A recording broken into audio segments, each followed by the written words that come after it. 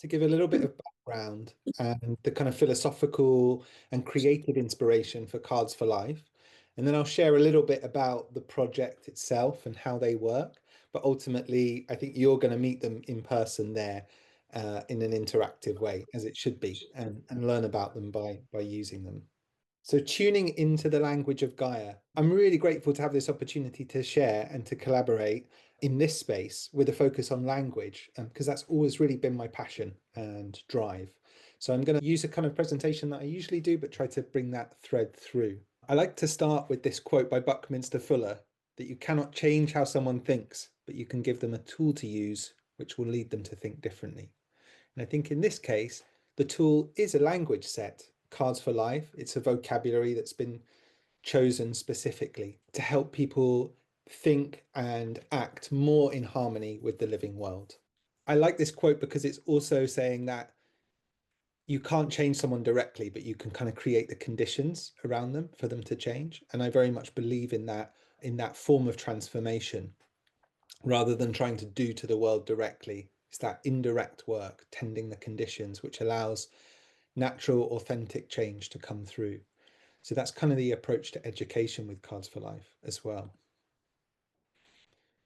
What is that change? I think the metaphor of the butterfly is so apt for this time. I hope that we might be at peak caterpillar. Maybe there's a sense of the too lateness in the framing of the forum here about human consumption, the growth of the human superorganism. And we might be entering this kind of messy middle before something much grander, more beautiful, or certainly transformed can emerge, like an ecological civilization. So I think about this change as shifting our orientation from objects to relationships, and from growth, the growth of the caterpillar, to pollination, like the butterfly. Its reciprocal dance with the pollinating flowers has a very different mode of interaction with the landscape.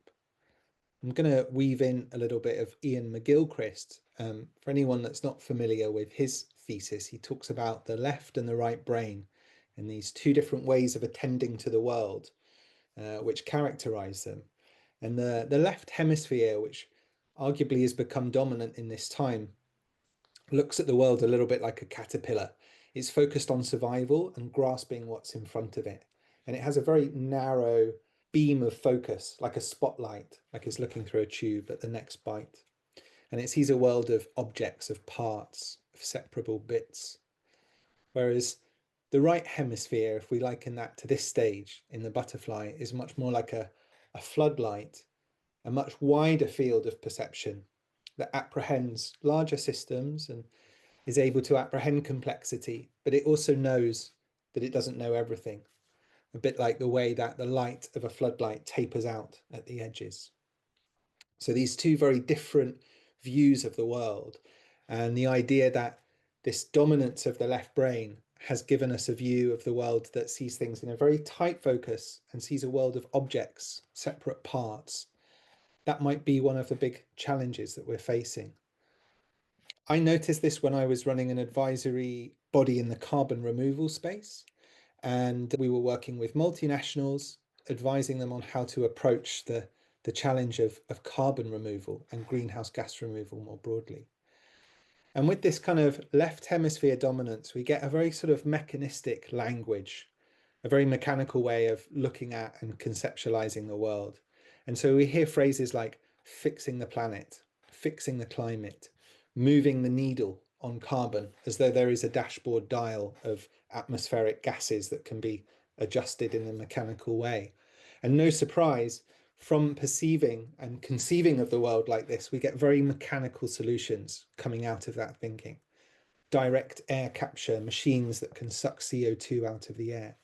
But what we don't think about is the health systems of the planet and working with them and working with their potential, their inherent potential for regulation, for homeostasis, like restoring whale populations and tending to planetary health.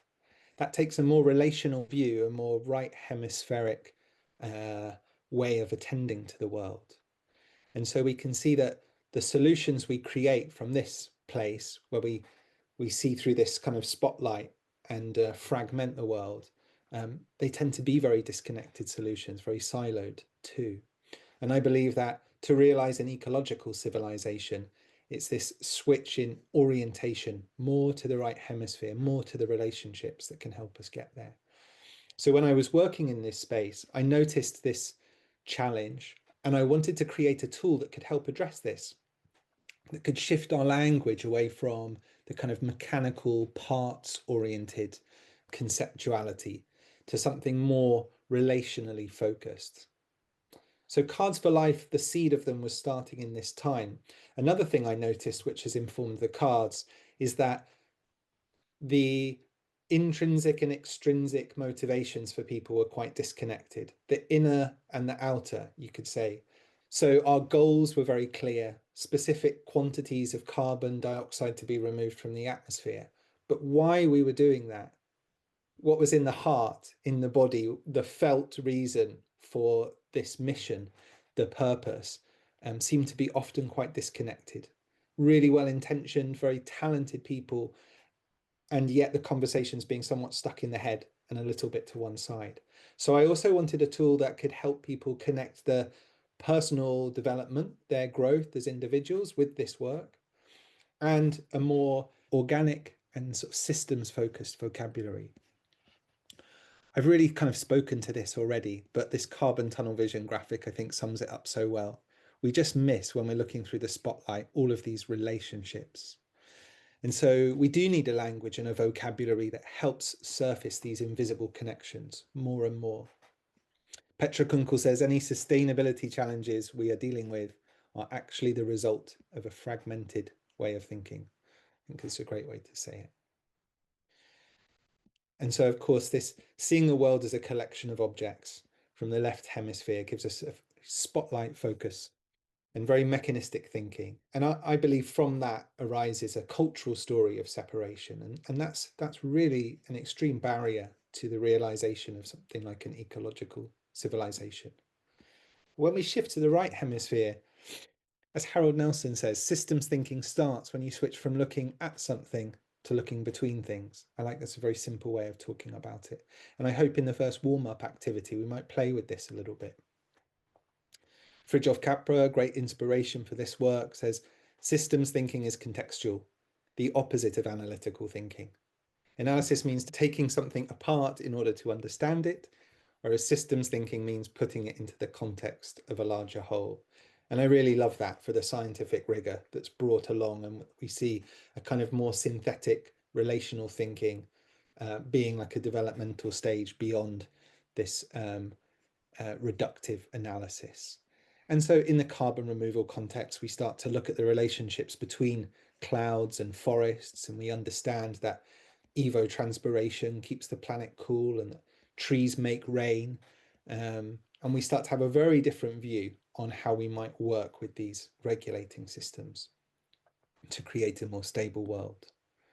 So this right hemisphere helps us see in that way. It has this floodlight awareness, gives us a kind of living systems thinking.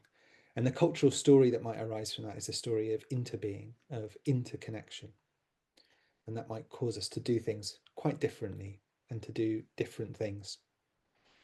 Here's another way of illustrating my point with this rather fun graphic of the reductive and analytical thinking inside the box here, and a much messier, more complex world than our maps can really capture. Nora Bateson says the most important task of this moment is to generate a base of people who are eager to practice perceiving the complexity and interdependency in every aspect of our lives. I think what this quote doesn't contain that can bring up for people is it can feel overwhelming then looking out at that complexity and interdependency. And how can we possibly sort of manage that or label it? But that's bringing a certain kind of thinking to this task. And I think what we need to include is different ways of being, things that process philosophy, that wisdom traditions from past cultures have well cultivated, ways of being that are about letting go and releasing and sensing and responding rather than trying to command and control all of this complexity. So it does require some of our inner lives to come to the fore and how we're being to also flavour what we're doing in the world, to my earlier point about that disconnection. So I got really interested in working at this belief level, and that's why I wanted to create a set of language that could shift our beliefs, help us articulate a different kind of position, participation, and relationship to the rest of the community of life. And that from doing this work with the cards, as they're now starting to kind of really seep in and melt into different places and projects around the world, that people are starting to design different structures, ways of working. They found a lot of symbiosis with the nature governance movement, for instance, where people are bringing proxies to represent voices of nature on the boards of their organizations. And that gives us quite different behaviors. People start to act differently in those spaces. And then we do get different results. We actually do different things. So I'm really interested in working at this level. And that belief is that we have an integral role to play in the life of the world, in the life and the metabolism of the world, to restore and protect the ongoing possibility of life. To this point about, is it too late? If we're going through a species level rite of passage at the moment, if that's what we see the kind of climate crisis or the meta crisis as, then it wouldn't be a rite of passage if we knew we were going to make it through. So I think it's so pertinent and so important that we're asking that question, is it too late? Because it speaks to the sort of event horizon there. If we knew it was all going to be okay, then it wouldn't be transforming us, right, from a caterpillar to a butterfly. So Cards for Life is this living language. I'll say a bit more about how they work. They've been inspired by my studies in ecolinguistics. When I think about framing, how we talk about the agency of other beings, the rest of the community of life. From my personal training in NLP as a coach and a consultant, I'm really interested in how we can use language to program different behaviors and change our relationships with ourselves and with others. And I'm a poet. I write and perform poetry, so I love language and I like to be playful. And I think Cards for Life, as you meet them, are quite a creative project too. So this deck is a synthesis of concepts conducive to cultivating greater cycle awareness, thinking about how nature moves in cycles, collapse awareness, how it goes through the adaptive cycle that we're going to explore in this workshop, and multi-scale perception, can see ourselves as living beings, part of a greater living being, the planet, and many scales in between and below. They help us ask questions and reframe things, perhaps towards this harmony that we seek. Are we a keystone species or something like a virus? I think the former. Are we our fellow beings non-human or more than human? Referencing David Abram and one of the cards in the deck there. Something about the positive language and the agentic language of more than rather than none. Are we fixing problems or realizing potentials?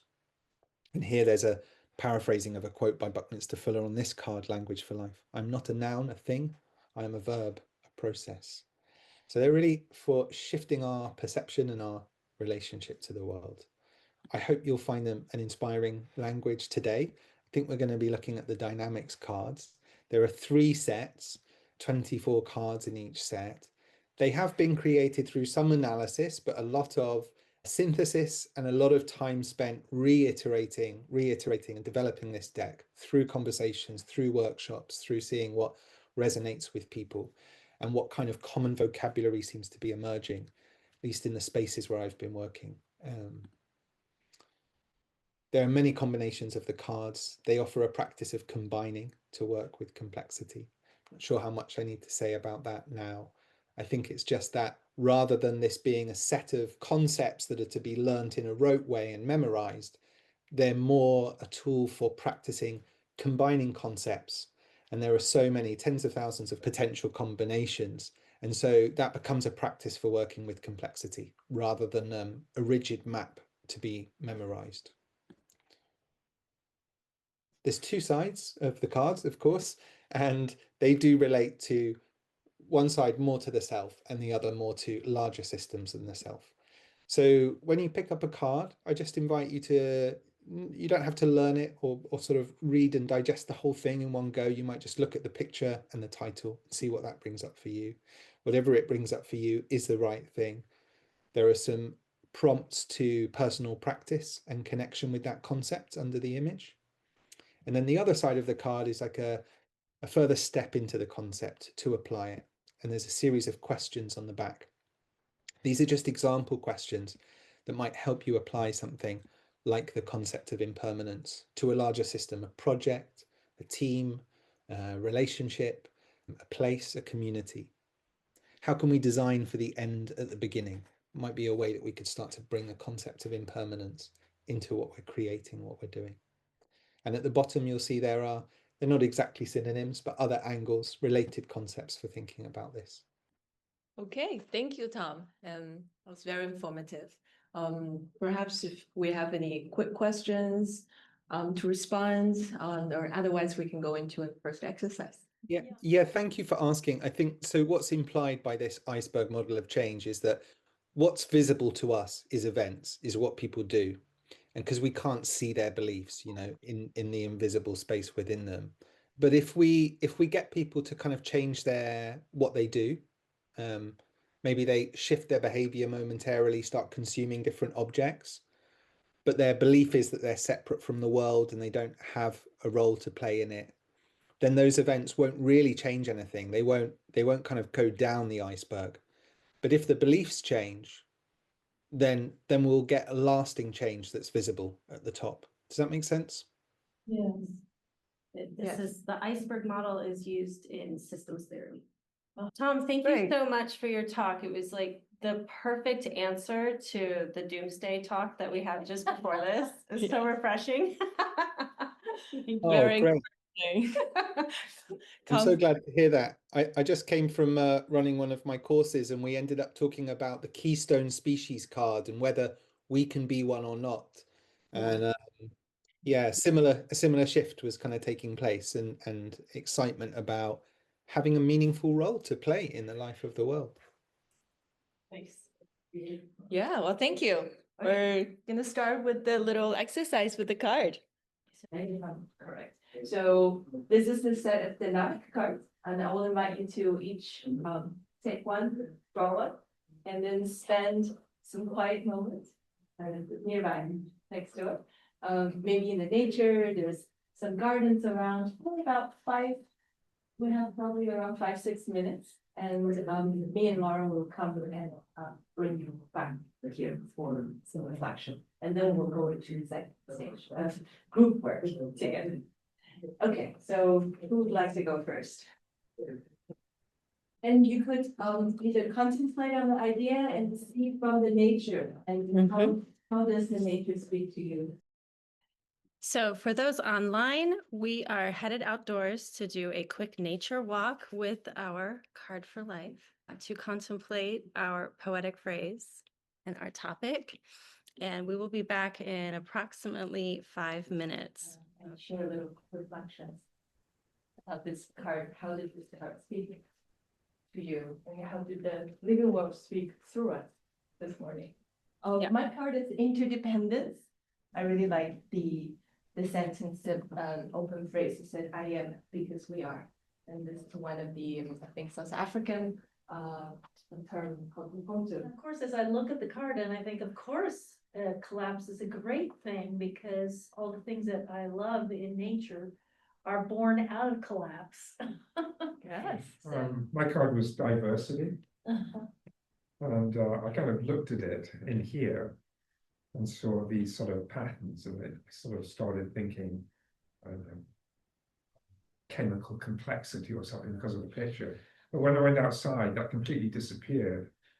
Experience other card systems within experiential education, and some of the problems is that they are deterministic and to shut down reflection rather than open it up, in the fact that some moral development ones sort of channelize things prematurely. And so these, I think, are well thought out of in terms of the linguistics, help open up things. How to make those responsible and balanced? How can we do it? But after maybe several minutes, I look all around things. I think I get the answer. I think we should believe the power of nature. In China, we have a word, 道法自然. 道法自然 means we just follow the law of nature. So I think the power of nature may be bigger than we imagine. It corrects many mistakes. It's balanced a lot of imbalanced things. So maybe we just follow the nature. Thank you all so much for sharing. I feel very honored, and I feel like I've learnt from all of you too. Okay, so the adaptive cycle, we have the original here from C.S. Hollings. I came across this originally in a fantastic book called Designing Regenerative Cultures by Daniel Christianval. And that was a key inspiration for all of this work with Cards for Life and Thinking Like Gaia. So the adaptive cycle moves through these 4 important phases. I guess it can start anywhere, but let's pick it up with growth from the last share.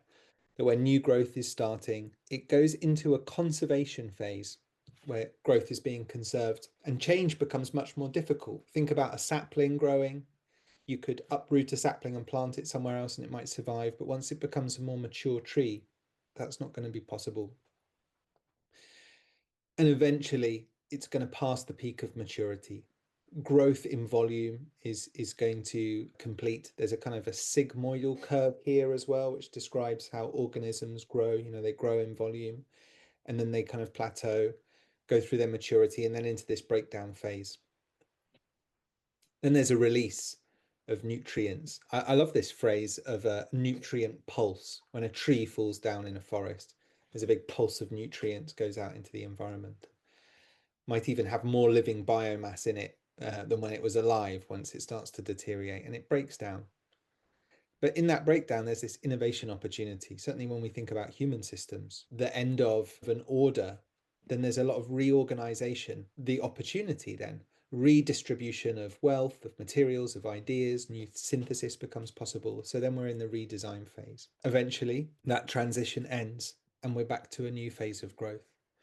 So I think it's really interesting to contemplate this adaptive cycle, this continuous looping of growth through its phases in the context of our time, in a culture that is focused on growth maybe at all costs. We're in this, there's this phrase, it's a lovely poetic phrase, the kind of permanent summer of a growth economy, that we think we can kind of grow forever, but all systems to go through their adaptation and evolution must go through a breakdown phase. And so I think these cards, like the collapse card, you know, they seem like a bad idea or against the grain of this constant growth, but they actually invite this change, which is going to lead to new growth and evolution. This is the adaptive cycle model. We can leave it up on screen. I think the next activity will be to lay the cards that you've been exploring and perhaps some more, and then you can use them to describe the phases of the cycle. There's lots of ways that we might name these phases. There are the important kind of growth, conservation, collapse, breakthrough, reorganization. But see how the language of the cards might be adapted to describe these phrases.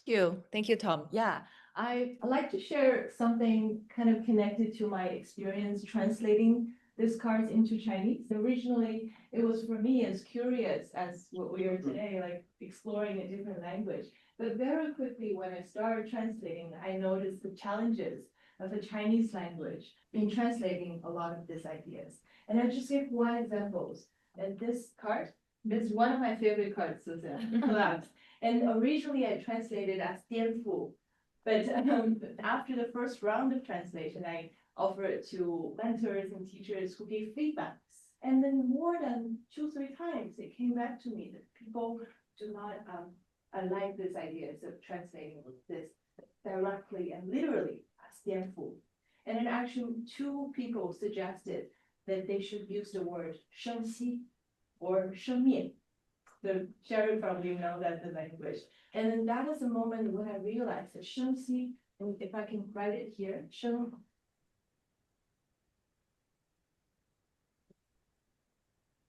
This is a full Chinese character that can translate this word. That this one means giving birth. This one means decay. So for us, our language rejects stagnation. Our language is always in transition, in process. It's always moving. And we don't want this to be just end of the story. We're just fearful. We want to give up the hope or the next stage of this cycle. So we always use this type of language in Chinese. And another one that you might be very familiar with, I think recent years, a lot of scholars popularized this term. And in Chinese language, the word crisis is also two characters, 危机. And in our understanding of crisis, the first one is crisis and the second one is opportunity. So always the yin and yang combined in our language. So that's why, when you speak with Chinese, it's always hard to pin down something, like so hard to, why can't you just stand on one position? No, we're always in transition because that's the language we use, and it's always suggests how we see the world, always moving. So almost like two concepts, because between the two concepts is the reality. That's the third, the power of three. Yes. And so, Yes. so what was the word you were initially gonna use? And why was that? Jiangfu is the end. Uh, It shows a state, the status. This means rebel, like wobble, wobble. Uncertainty. This means cover. So it also suggested an event when you wobble and something being covered. Sherry, please. It's like upside down. Upside down. Yes, turn upside down. Wobble and then turn upside down. That's also events that you could see. So a lot of Chinese characters they describe a certain event. So we go into the translation projects, and we quickly run into a lot of this, like difficulties but the fun, curious challenges. It made me completely rethink my way of relating to my language. And I read last year, Zhihe offered an article at last year's conference and saying that Chinese language and looking into the process in between, where the European language more descriptive in describing a certain status, a certain thing, where our language kind of a good complementary to that, the Western language. It's not either or, which one is better. It just shows that we think differently and we need to work together in thinking together. And perhaps with the card, it kind of brings a third layer of tuning into the language of Gaia in looking into our collective, either opportunity, the prizes, or the opportunities. Yes. So if words, like the words we've been exploring, embody contrasts, what is a single word for us? Collapse. In Chinese, there's a contrast of two words. Does that give Chinese language, Chinese thinking a different take on contrast? Yes. We hold contrast. I feel that I wouldn't say like all Chinese today, because our language has been modernized, which means our thinking is modernized. We all need to reclaim that wilderness in our language as well. But I think in general, we see there's a contrast, but we always identify, on both sides. Left only becomes left because there's a right. And there's a taller person that only is taller because there's a shorter person. And Zhuangzi wrote, Lao Tzu in Tao Te Ching wrote very clearly in that. And there's no front and back because there's a front, so there's a back. So that's realizing that duality has kind of embedded into our culture. Not duality, but relational. Right. Yeah. But duality in terms of we know there are two sides, and we specifically stand in the middle. That's why we call it the middle way. The Zhongyong. So we know both sides and we stand in the middle. So we're going into the little exercise, and we have the cards that we picked, and I'm going to spread and this card is on the floor. So feel free to look and pick anything and go into the circle. And then I will invite you to walk around, feel into it, and see which position your card might speak to. And then